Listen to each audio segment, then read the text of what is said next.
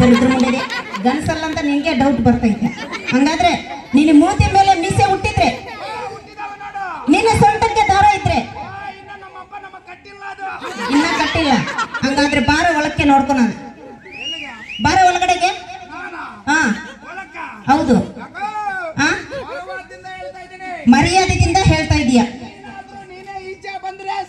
ಸರಿ, ತಲೆ ಇಟ್ಟು ಒಳಗಡೆ ತೂರು ಬಿಟ್ರೆ ಏನಾಗ್ತೀವಿ? ಸುಶೀಲ ಅಷ್ಟೆಲ್ಲ ಆಗ್ಬಿಡ್ತೀವಿ ನಾವು. ಒಳಗಡೆ ಈಚೆ ಬರ್ಬೇಕು. 3 ಹೆಜ್ಜೆ ಹಿಂದಕ್ಕೆ ಬನ್ನಿ, ನಾವು ಕಾಣಿಸ್ತೀವಿ. ಮೂರು ಅಜ್ಜಿಗಳು ಕರ್ಕೊ ಬರ್ಬೇಕಾ? ಅಜ್ಜಿಗಳಲ್ಲೋ 3 ಹೆಜ್ಜೆ